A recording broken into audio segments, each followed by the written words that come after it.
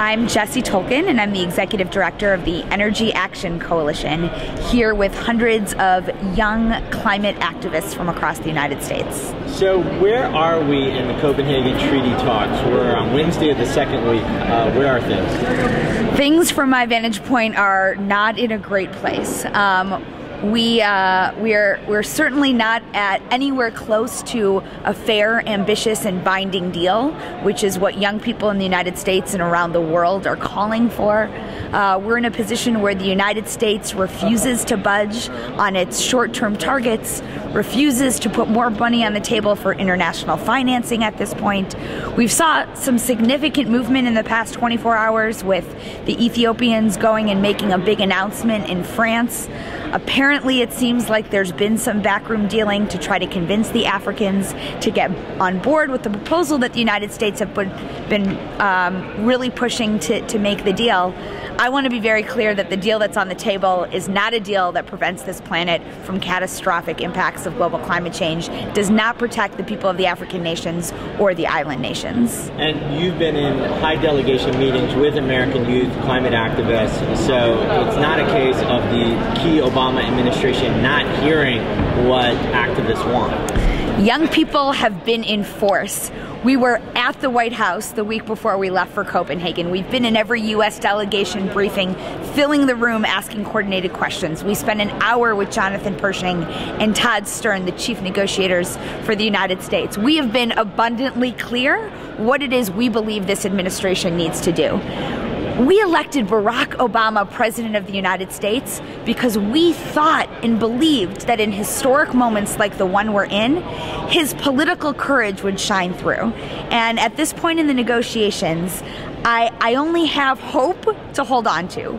Hope that when President Obama arrives in Copenhagen, he will understand as a citizen of the world his responsibility to go further than his advisors have told him to go, to take the political risk, to put stronger targets and aggressive financing on the table, and go back to the United States and sell that deal to the American people. So what is holding the United States back? They're hearing it from Energy Action Coalition, youth, religious leaders from the United States are here.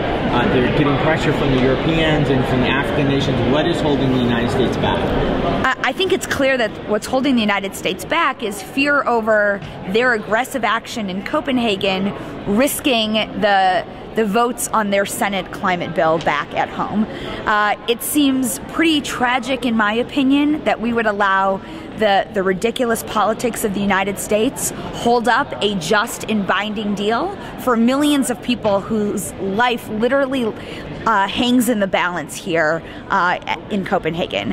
And at the end of the day, we need to not allow a few senators from the United States of America and their apprehension for acting on climate and energy to get in the way from the United States demonstrating the global leadership that President Obama promised, that his Nobel Peace Prize honored. And at the end of the day, I think Obama needs to take that risk. I think he needs to go out on this global stage. I think he needs to be bold. I think the United States needs to pay its fair share to finance this global deal. And then he needs to use his power as the most powerful and persuasive man probably in the history of United States politics to go back home and sell that to the American people.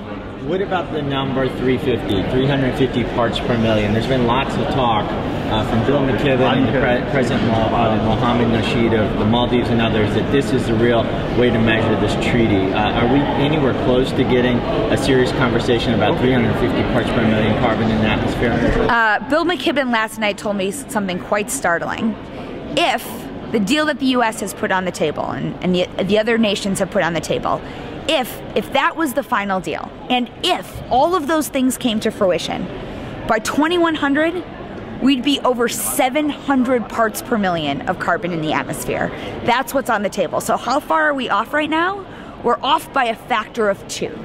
So there is no question that the folks at 350 have done a phenomenal job in putting a measuring stick in the ground. We know that we need a deal that gets us to 350 parts per million. That means survival, and survival should not be negotiable. But the U.S. delegation even told us that they never even set out to get a deal at for 350. They figured out a deal based on 450. That's unacceptable. So I think the bottom line message here is not done yet. We have to go back, we have to build the movement, we have to make sure our administration knows this is unacceptable and that civil society will not give up until we're able to bring a 350 deal to the table. Is no deal better than a bad deal? Is no deal better than a bad deal? I mean, I think it's clear at this point that there's going to be no binding deal that comes out of Copenhagen. I think it's very, very important that come December 18th, December 19th, we call the deal what it is. There will be massive attempts to greenwash what comes out of COP15. We need to call it a failure if it's not 350 parts per million. We need to applaud the progress that's been made, the fact that our administration is further than it was under a Bush administration, that nations are putting targets on the table for the first time. These are positive steps in the right direction, but a deal that doesn't get us to 350 is not success. So we got to call it what it is, be clear that we're not done, and go back to the drawing board and continue to fight for survival.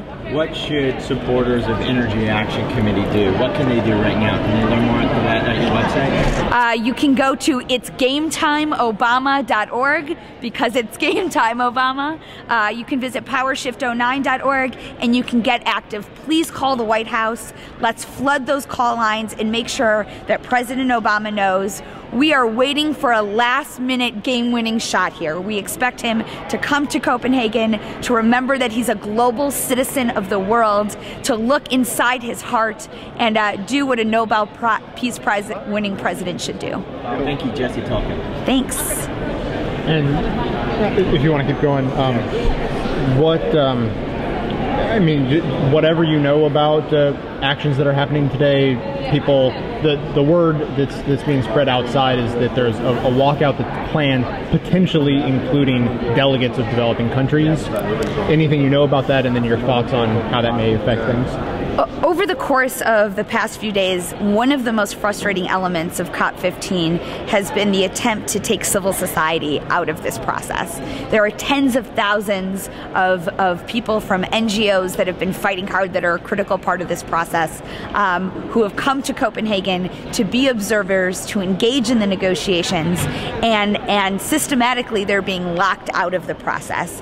In response to that, there are plans in the works for a set of delegations, in theory, perhaps with some of the actual official party delegates themselves, to walk out of the process, to actually have that happen on their terms. I can't confirm that any of that is happening, but I know that civil society is not willing to go quietly out of this process, that the spirit of these international negotiations is that civil society is a party to the negotiations, is observing what's happening, and whether it's inside or outside of the Bella Center, I think we can guarantee that civil society will not be quiet on this matter.